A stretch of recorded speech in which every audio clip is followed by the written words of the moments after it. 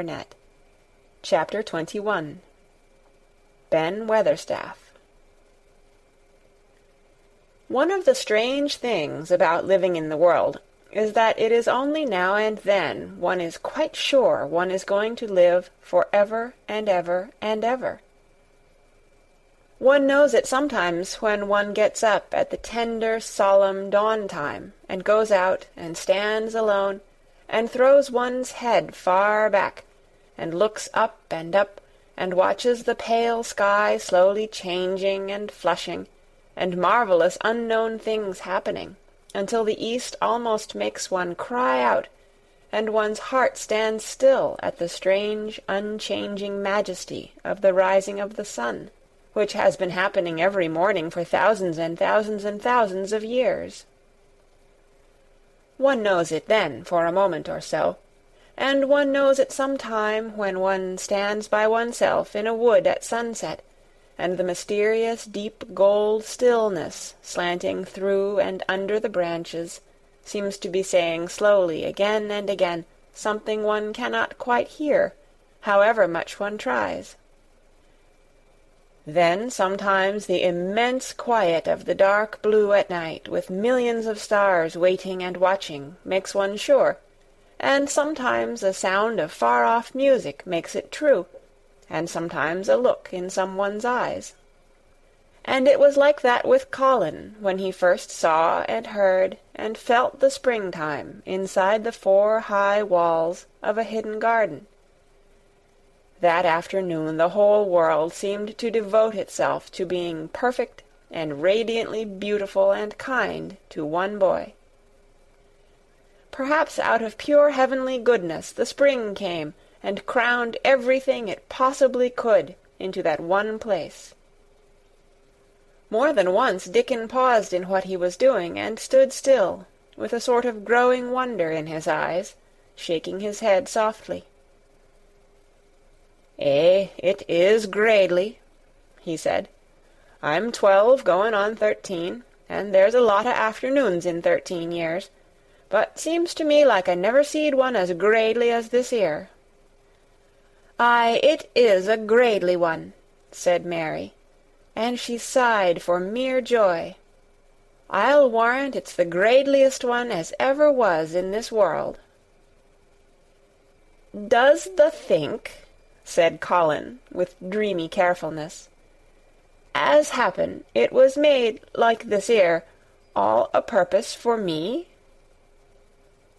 "My word!" cried Mary admiringly, "that there is a bit o' good Yorkshire. Th'art shapen first rate, that th'art." And delight reigned. They drew the chair under the plum-tree, which was snow-white with blossoms and musical with bees. It was like a king's canopy, a fairy king's. There were flowering cherry-trees near, and apple-trees whose buds were pink and white, and here and there one had burst wide open. Between the blossoming branches of the canopy bits of blue sky looked down like wonderful eyes. Mary and Dickon worked a little here and there, and Colin watched them. They brought him things to look at, buds which were opening, buds which were tight closed, bits of twig whose leaves were just showing green, the feather of a woodpecker which had dropped on the grass, the empty shell of some bird early hatched. Dickon pushed the chair slowly round and round the garden, stopping every other moment to let him look at wonders springing out of the earth or trailing down from trees. It was like being taken in state round the country of a magic king and queen, and shown all the mysterious riches it contained. "I wonder if we shall see the robin," said Colin. "Thou'll see him often enow after a bit," answered Dickon. "When the eggs hatches out, the little chap he'll be kep so busy it'll make his head swim. Thou'll see him flyin' backward and for'ard, carryin' worms nigh as big as himself, and that much noise goin' on in the nest when he gets there, as fair flusters him so as he scarce knows which big mouth to drop the first piece in. And gapin' beaks and squawks on every side. Mother says as when she sees the work a robin has to do to keep them gapin' beaks filled, she feels like she was a lady with nothing to do. She says she's seen the little chaps when it seemed like the sweat must be droppin' off 'em, though folk can't see it." This made them giggle so delightedly that they were obliged to cover their mouths with their hands, remembering that they must not be heard. Colin had been instructed as to the law of whispers and low voices several days before. He liked the mysteriousness of it, and did his best, but in the midst of excited enjoyment it is rather difficult never to laugh above a whisper. Every moment of the afternoon was full of new things, and every hour the sunshine grew more golden. The wheeled chair had been drawn back under the canopy, and Dickon had sat down on the grass, and had just drawn out his pipe, when Colin saw something he had not had time to notice before. "That's a very old tree over there, isn't it?" he said. Dickon looked across the grass at the tree, and Mary looked, and there was a brief moment of stillness. "Yes," answered Dickon after it, and his low voice had a very gentle sound. Mary gazed at the tree and thought. "The branches are quite grey, and there's not a single leaf anywhere," Colin went on. "It's quite dead, isn't it?" "Aye," admitted Dickon, "but them roses as has climbed all over it will near hide every bit of the dead wood when they're full o' leaves and flowers. It won't look dead then. It'll be the prettiest of all." Mary still gazed at the tree and thought. "It looks as if a big branch had been broken off," said Colin. "I wonder how it was done." "It's been done many a year," answered Dickon. "Eh!" with a sudden relieved start, and laying his hand on Colin. "Look at that robin. There he is. He's been foragin' for his mate." Colin was almost too late, but he just caught sight of him, the flash of red-breasted bird with something in his beak. He darted through the greenness and into the close-grown corner, and was out of sight. Colin leaned back on his cushion again, laughing a little. "He's taking her tea to her.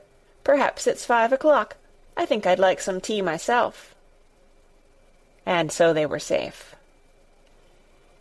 "It was magic which sent the robin," said Mary secretly to Dickon afterward. "I know it was magic."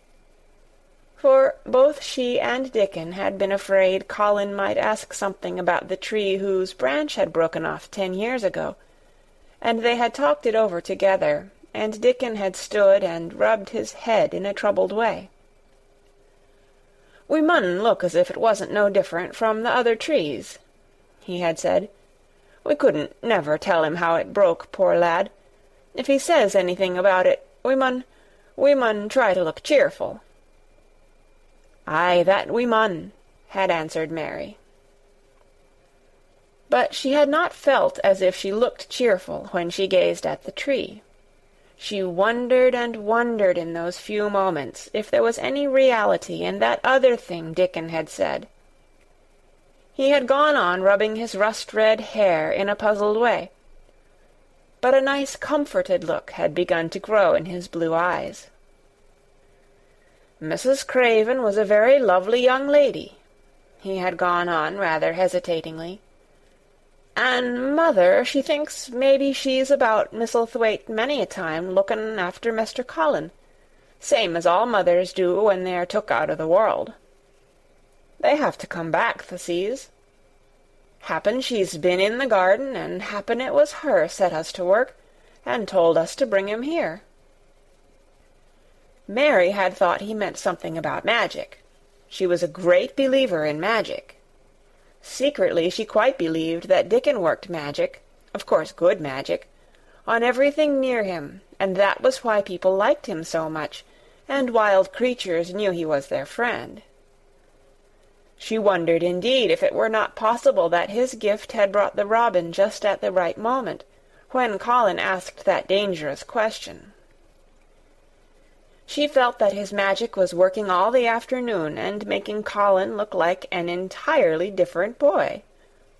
It did not seem possible that he could be the crazy creature who had screamed and beaten and bitten his pillow. Even his ivory whiteness seemed to change. The faint glow of color which had shone on his face and neck and hands when he first got inside the garden never really quite died away. He looked as if he were made of flesh instead of ivory or wax.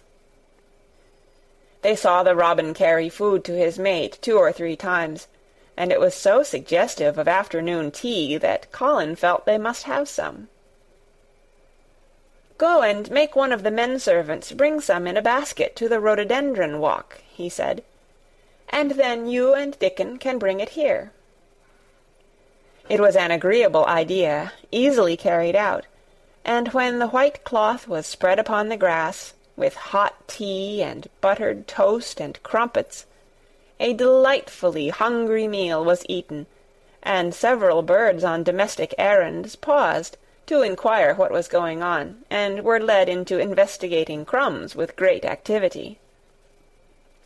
Nut and Shell whisked up trees with pieces of cake, and Soot took the entire half of a buttered crumpet into a corner, and pecked at, and examined, and turned it over, and made hoarse remarks about it, until he decided to swallow it all joyfully in one gulp.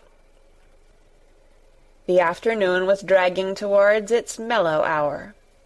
The sun was deepening the gold of its lances, the bees were going home, and the birds were flying past less often. Dickon and Mary were sitting on the grass. The tea-basket was repacked, ready to be taken back to the house, and Colin was lying against his cushions with his heavy locks pushed back from his forehead, and his face looking quite a natural color. "I don't want this afternoon to go," he said, "but I shall come back tomorrow, and the day after, and the day after, and the day after." "You'll get plenty of fresh air, won't you?" said Mary.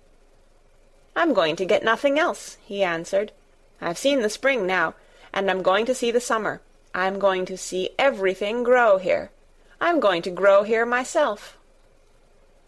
"That thou will," said Dickon. "Us'll have thee walking about here and digging same as other folk afore long."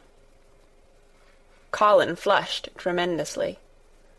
"Walk?" he said. "Dig? Shall I?" Dickon's glance at him was delicately cautious. Neither he nor Mary had ever asked if anything was the matter with his legs. "For sure thou will," he said stoutly. "Thou's got legs o' thine own, same as other folks." Mary was rather frightened until she heard Colin's answer. "Nothing really ails them," he said, "but they are so thin and weak. They shake so that I'm afraid to try to stand on them." Both Mary and Dickon drew a relieved breath. "When thou stops being afraid, thou'lt stand on 'em," Dickon said with renewed cheer. "And thou'lt stop being afraid in a bit." "I shall?" said Colin, and he lay still as if he were wondering about things. They were really very quiet for a little while. The sun was dropping lower. It was that hour when everything stills itself, and they really had a busy and exciting afternoon. Colin looked as if he were resting luxuriously. Even the creatures had ceased moving about, and had drawn together and were resting near them. Soot had perched on a low branch and drawn up one leg, and dropped the grey film drowsily over his eyes. Mary privately thought he looked as if he might snore in a minute. In the midst of this stillness it was rather startling when Colin half lifted his head and exclaimed in a loud, suddenly alarmed whisper, "Who is that man?" Dickon and Mary scrambled to their feet. "Man?" they both cried in low, quick voices. Colin pointed to the high wall. "Look!" he whispered excitedly. "Just look!" Mary and Dickon wheeled about and looked. There was Ben Weatherstaff's indignant face glaring at them over the wall from the top of a ladder. He actually shook his fist at Mary. "If I wasn't a bachelor and thou was a wench o' mine," he cried, "I'd give thee a hidin'." He mounted another step threateningly, as if it were his energetic intention to jump down and deal with her. But as she came toward him, he evidently thought better of it, and stood on the top step of his ladder, shaking his fist down at her. "I never thought much o' thee," he harangued. "I couldna abide thee the first time I set eyes on thee. A scrawny, buttermilk-faced young besom, allus asking questions and poking the nose where it wasna wanted. I never knowed how tha got so thick wi' me. If it hadna been for the Robin, drat him." "Ben Weatherstaff!" called out Mary, finding her breath. She stood below him and called up to him with a sort of gasp. "Ben Weatherstaff! It was the Robin who showed me the way." Then it did seem as if Ben really would scramble down on her side of the wall, he was so outraged. "The young bad un!" he called down at her, "layin' the badness on a Robin. Not but what he's impotent now for anything. Him showing thee the way, him, the young nowt." She could see his next words burst out because he was overpowered by curiosity. "However in this world did thou get in?" "It was the Robin who showed me the way," she protested obstinately. "He didn't know he was doing it, but he did. And I can't tell you from here while you're shaking your fist at me." He stopped shaking his fist very suddenly at that very moment, and his jaw actually dropped as he stared over her head at something he saw coming over the grass toward him. At the first sound of his torrent of words, Colin had been so surprised that he had only sat up and listened as if he were spellbound. But in the midst of it he had recovered himself and beckoned imperiously to Dickon. "Wheel me over there," he commanded. "Wheel me quite close and stop right in front of him." And this, if you please, this is what Ben Weatherstaff beheld, and which made his jaw drop. A wheeled chair with luxurious cushions and robes which came toward him looking rather like some sort of state coach, because a young Rajah leaned back in it with royal command in his great black-rimmed eyes, and a thin white hand extended haughtily toward him. And it stopped right under Ben Weatherstaff's nose. It was really no wonder his mouth dropped open. "Do you know who I am?" demanded the Rajah. How Ben Weatherstaff stared! His red old eyes fixed themselves on what was before him as if he were seeing a ghost. He gazed and gazed, and gulped a lump down his throat and did not say a word. "Do you know who I am?" demanded Colin still more imperiously. "Answer." Ben Weatherstaff put his gnarled hand up and passed it over his eyes and over his forehead, and then he did answer in a queer, shaky voice. "Who thou art?" he said. "Aye, that I do, with a mother's eyes staring at me out o' the face. Lord knows how thou come here, but thou'rt the poor cripple." Colin forgot that he had ever had a back. His face flushed scarlet, and he sat bolt upright. "I'm not a cripple!" he cried out furiously. "I'm not!" "He's not!" cried Mary, almost shouting up the wall in her fierce indignation. "He's not got a lump as big as a pin. I looked, and there was none there, not one." Ben Weatherstaff passed his hand over his forehead again, and gazed as if he could never gaze enough. His hand shook, and his mouth shook, and his voice shook. He was an ignorant old man, and a tactless old man, and he could only remember the things he had heard. "Thou hasn't got a crooked back?" he said hoarsely. "No," shouted Colin. Thou hasn't got crooked legs?" quavered Ben more hoarsely yet. It was too much. The strength which Colin usually threw into his tantrums rushed through him now in a new way. Never yet had he been accused of crooked legs, even in whispers, and the perfectly simple belief in their existence which was revealed by Ben Weatherstaff's voice was more than Rajah flesh and blood could endure. His anger and insulted pride made him forget everything but this one moment, and filled him with a power he had never known before, an almost unnatural strength. "Come here!" he shouted to Dickon, and he actually began to tear the coverings off his lower limbs and disentangle himself. Come here, this minute!" Dickon was by his side in a second. Mary caught her breath in a short gasp, and felt herself turn pale. "He can do it! He can do it! He can do it! He can!" she gabbled over to herself under her breath as fast as ever she could. There was a brief, fierce scramble. The rugs were tossed on the ground. Dickon held Colin's arm. The thin legs were out. The thin feet were on the grass. Colin was standing upright, as straight as an arrow, and looking strangely tall, his head thrown back, and his strange eyes flashing lightning. "Look at me!" he flung up at Ben Weatherstaff. "Just look at me, you! Just look at me!" "He's as straight as I am!" cried Dickon. "He's as straight as any lad of Yorkshire." What Ben Weatherstaff did Mary thought queer beyond measure.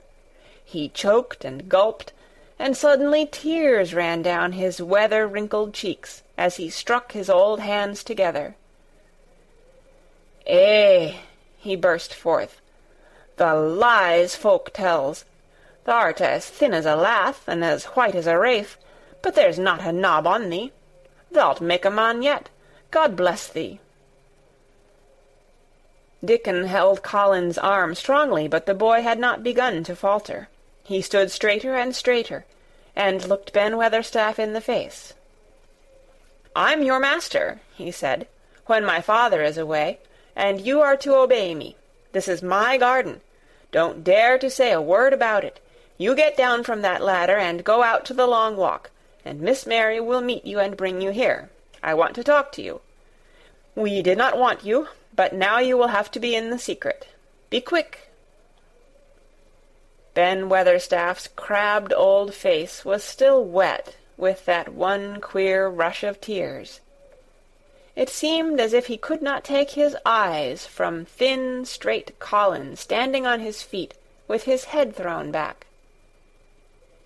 "Eh, lad," he almost whispered. "Eh, my lad."